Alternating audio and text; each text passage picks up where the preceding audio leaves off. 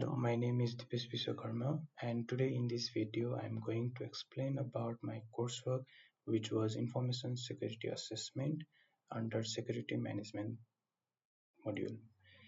I would like to thank Ganesh Vishal sir for this opportunity. Moving towards to the introduction section, a comprehensive cybersecurity assessment of ABC Digital Wallet Company, a licensed payment service provider operating within regulated fintech environment. So this was my scope for the assessment ABC Digital Wallet Company. The standard used to cover this overall assessment was ISO 27001:2022, PCI DSS, which is the Card Security Compliance, NIST Cybersecurity Framework, and the local PSP guideline of Nepal Rashtra Bank. Mind map. So the basic target regarding the assessment was to cover all these sections, the goals, the defense strategies, frameworks and components, entities and technology, internal and external threats, and last but not the least, management areas and recovery plans. Similarly, why information security assessment? What is the major reason behind this? As we all know, digital wallet handles sensitive data and personal data. It's very important to securely record them, make them formulate over the network in a very secure way. In growing digitalization world, the threats to the fintech system are very much crucial these days. Also, compliance with NRB and global standard is very critical to stand in the market. Assessment ensures trust, integrity, and availability of the company service to the customers. What was the scopes and objectives defined under this assessment? Governance and policies, network application and cloud security, mobile application security, which is very important. The applications should be built with less bug and not vulnerable. Also, the staff awareness is very important. So that section has been covered under the scope areas. Similarly, what was the objective of this overall assessment? To identify vulnerability and risk, access control maturity, recommend mitigation strategy, and yes, to align with the ISO 27001, PCI DSS, and local government body NRB guidelines. What was the methodology used to cover this overall assessment? Documentation review, whether the documentation procedures are followed in correct way or not by the company, vulnerability scans, employee survey to know how much aware they are regarding the security part of the company.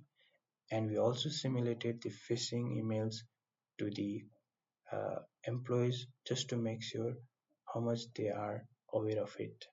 The framework applied are listed here.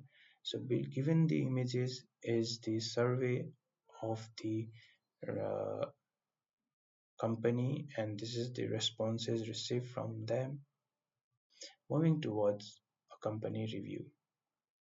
EBC Digital Wallet Company is Nepal-based payment service provider, which is licensed by Nepal Rashtra Bank as a prominent player in the country's fintech ecosystem. And the company offers mobile wallet services enabling individuals and business to conduct secure electronic transactions, bill payments, fund transfer, and purchase goods and service. So the company's main motive is to give users to make a seamless payment over a different network. Moving towards the current security posture analysis, how the policies and procedures are aligned with the technical controls. There was the access control policy, which has the role-based access and principle of least privileges, which is related to the network segmentation so that everything is safe and in a controlled environment. Cryptography policy, which handles the multi-factor authentication, encryption and decryption processes.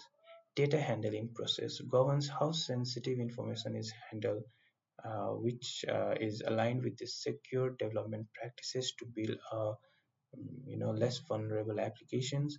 An incident response policy, very important one, defines how company responds and manage and recover from the incident they come through. And all the procedures and policies were reviewed annually. Next, we have strength identify. The company is well established, and uh, the strength were identified were quite good, although there were few lacks, which we'll discuss in upcoming slide. They use the AES 256 encryption process, which is the strongest one.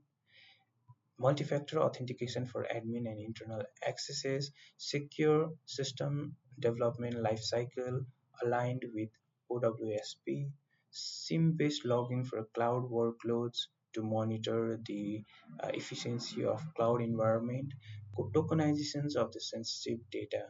The application had a tokenization system which added the extra layer of security, and yes, the role-based access implementation was also there. Now the weaknesses and gaps, the important one. No real-time API abuse detection. For instance, if anyone is trying to infect the APIs, no real-time detection was there. So once the incident has been done, they have to check the log. The post-incident report would only identify cloud environment lack CSPM automation, mobile application lack recent OAPS testing. Yeah, they did follow the OAPS during the production, but the testing was lacking. Incomplete employment awareness training. The training were not conducted timely. No threat intelligence or dark web monitoring. As so many system has been breaches and the data have been pushed to the dark web for the sale, for the ransomware purpose. So that was not implemented. Unverified backup restoration process. The backup were not verified during the restoration process. So if anything has been changed in the backup system, that would not be identified. API gateway lack anomaly detection. Next, we have a maturity model summary. So for the major domains I've selected governance, risk management, technical controls, incident response, awareness training, and technical controls seem quite managed where other are repeatable, and risk management falls under repeatable to defined. Similarly, key risks and risk register. What was the key risks due to the gaps in the company, or let's say in the system? Phishing and credential theft, API abuse because it was not monitored, insider threat. Also, an employee to the company can be a threat to the overall organization. A bad intention employee can mislead the privileges they have got. So that should be taken care of. Natural disaster, cloud misconfiguration, API APT style intrusion, advanced persistent threat, transaction reversal fraud, which is very important. Since uh, insider threats can be related with a transaction reversal fraud, some of the employees might have a bad intention and they might reverse the transaction unknowingly, and that might lead to the loss to the company.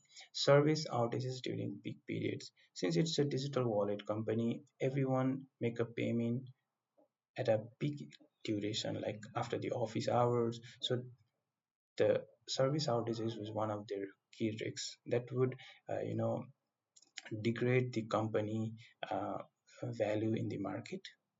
So the recommendation: adopt threat modeling as a standard practice in every quarterly. If the threat modeling is done, the company will be, you know, updated with the recent threats, the consequences of the vulnerabilities if they come through.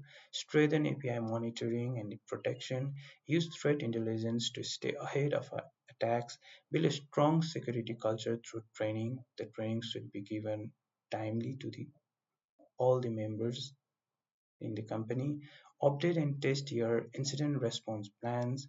Automate cloud security check. Improve mobile application security testing. Not only the development process, but testing should be done along with the development. Make governance more data driven. Invest in smart monitoring to promote a culture of continuous security improvement throughout the organizations. So these were the recommendation that would align the fulfill the gaps during the assessment.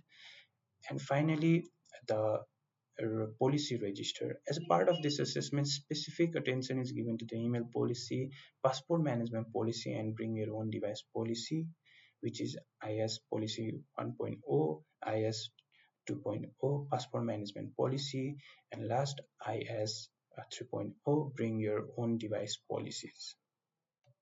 Thank you. This was all about my coursework review and assessment.